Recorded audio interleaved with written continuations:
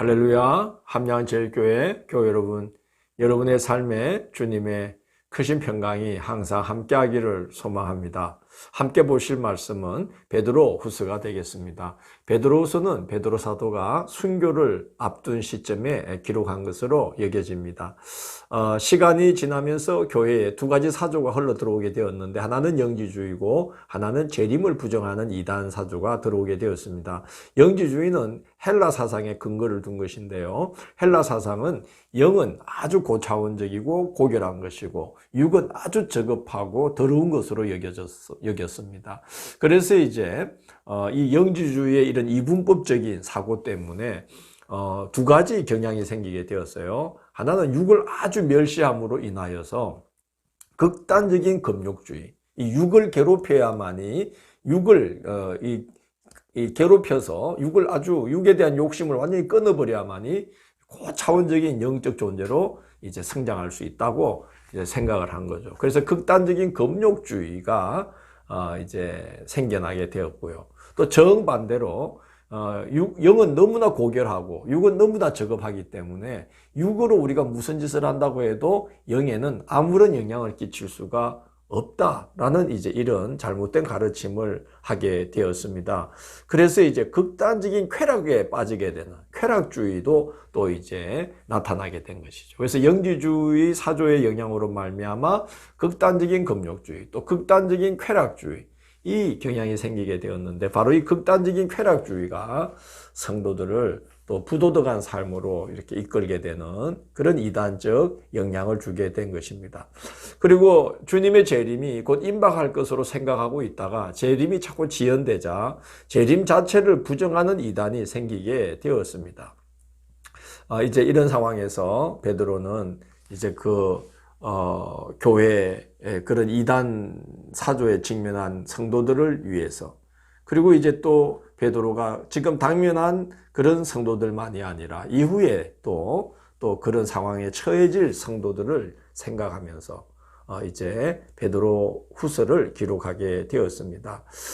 베드로는 주님의 계시로 순교를 예감했던 것 같습니다. 그래서 당시 그 서신을 받아볼 당시 성도들만이 아니라 자신이 순교한 후에 성도들까지도 바른 믿음에 서기를 바라는 마음으로 이 본서를 기록했다고 스스로 증언을 합니다. 그래서 1장 14절 15절을 보면 이런 말을 해요. 이는 우리 주 예수 그리스도께서 내게 지시하신 것 같이 나도 나의 장막을 벗어날 것이 임박한 줄을 알미라. 내가 힘써 너희로 하여금 내가 떠난 후에도 어느 때나 이런 것을 생각나게 하려 하노라. 그렇게 말을 하고 있고요.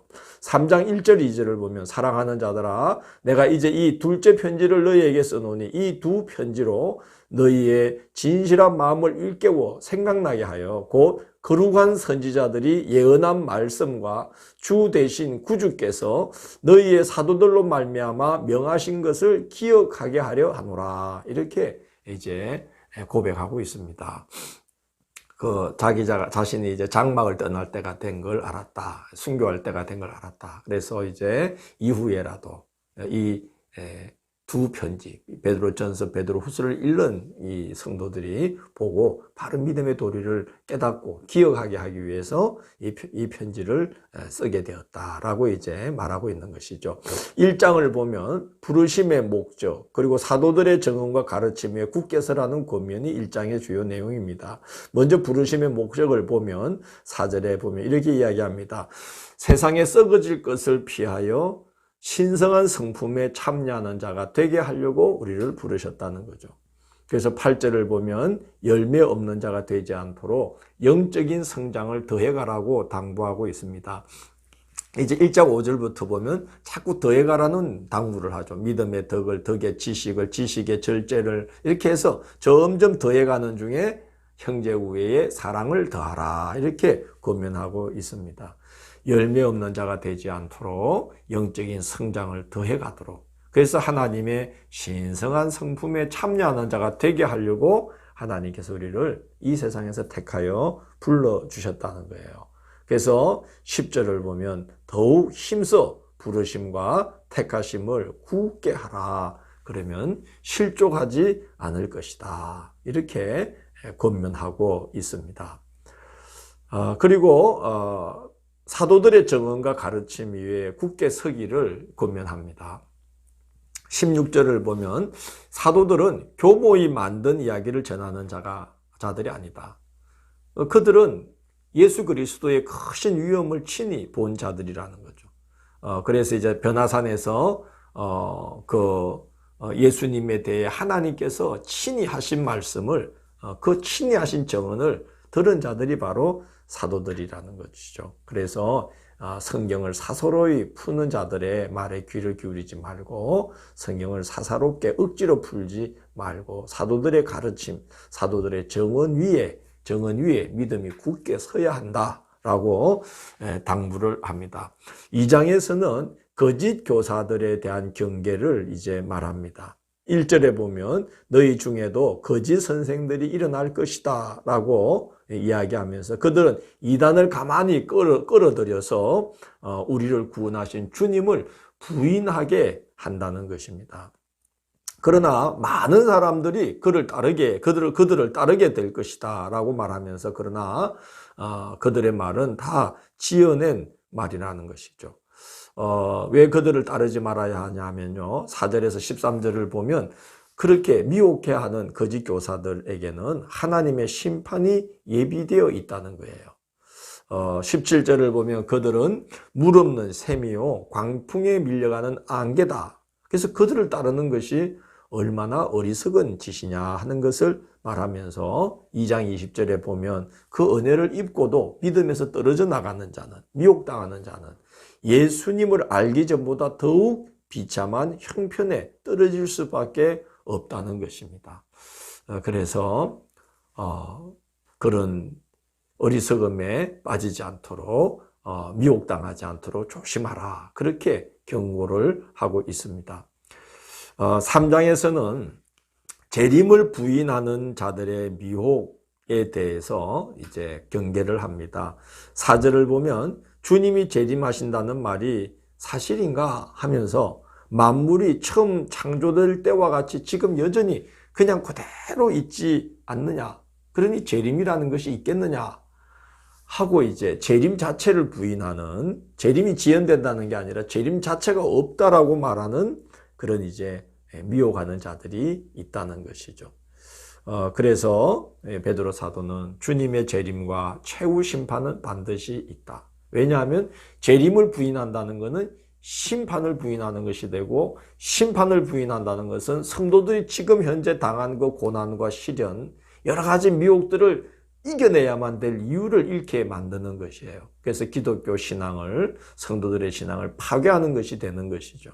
그래서 베드로 사도는 주님의 재림과 최후 심판은 반드시 있다라고 경고를 합니다. 8절 보면 이런 말을 해요. 주께는 하루가 1000년 같고 1000년이 하루 같다. 그렇게 이야기합니다. 우리의 시간과 주님의 시간은 차원이 다르다는 거죠. 그래서 주님의 재림이 지연된다고 해서 재림이 지연된다고 해서 재림이 있겠는가 하고 의심하는 것은 매우 어리석은 일이라는 거죠. 왜냐하면은 주님께는 하루가 1000년 같을 수도 있고 1000년이 하루 같을 수도 있다 하는 것입니다. 그래서 우리의 시간과 주님의 시간이 다를 수 있다는 것이죠. 또 9절을 보면 이런 이야기를 합니다. 주께서 너희에 대하여 오래 참고 계셔서 주님은 너희가 멸망하지 않고 다 회개하기에 이르기를 원하고 계신다는 거죠. 그래서 주님이 다 사람들을 구원하시려고 재림을 늦추고 지연하고 계신 것이지 재림이 없는 것이 아니다 하는 이야기를 합니다. 10절을 보면 그러나 그날은 도둑같이 갑자기 순간적으로 임한다는 것이죠. 그걸 명심해야 된다는 겁니다. 그러므로 성도의 본분에 대해서 이제 끝으로 이야기합니다. 14절 보면 그날에 주님 앞에 점도 흠도 없이 설 수 있도록 힘써야 한다. 16절을 보면 성경을 억지로 푸는 자들에게 미혹당하지 말아야 한다. 그러면 같이 멸망에 이르게 된다는 것이죠. 그러므로 18절을 보면 주 예수 그리스도로 인한 은혜가 자라도록 그를 아는 지식이 더해지도록 항상 힘써야 한다는 거죠. 그래야 이단 사조의 미혹에 빠져들지 않고 미혹당하지 않을 수 있다 하는 것을 권면하고 있습니다. 베드로 사도가 자신이 순교한 이후에라도 성도들이 바른 진리 위에 서기를 그런 바라는 마음, 그 간절한 마음으로 이 서신을 기록한 베드로 사도의 마음이 느껴지는 이 베드로 후서입니다. 교회를 이단과 또 도덕적 타락에서 지켜낸 것은 베드로 사도와 같은 마음으로 교회를 염려하고 사랑한 성직자들과 성도들이 있었기 때문이 아닌가 생각이 됩니다. 우리도 그와 같은 마음으로 교회를 사랑하고 성도들의 믿음이 바르게 세워지기를 끝없이 기도하고 권면하면서 이 교회를 지켜나가는 또 그리스도인들이 되어야 되겠습니다. 기도드리겠습니다. 주님 감사합니다. 오늘도 베드로 사도를 통하여 교회를 사랑하고 아끼는 마음 허락하시니 감사합니다. 이 시대에도 여전히 많은 이단 사설들이 있고 또 우리를 미혹해 하는 많은 세상에 타락하고 정말 진리에서 벗어난 그런 가치관들, 그런 문화가 가득 찬 시대를 우리가 살고 있습니다. 주님께서 우리 영혼을 지켜주시고 또 우리가 서로를 위하여 중보 기도하면서 우리의 영혼이 주님 앞에 설 때에 점도 흠도 없는 온전한 모습으로 세워질 수 있도록 끝없이 서로를 위해 기도하며 이 길을 걸어갈 수 있도록 인도하여 주옵소서. 연약한 저희들을 지켜 주옵소서. 예수님 이름으로 기도드립니다. 아멘.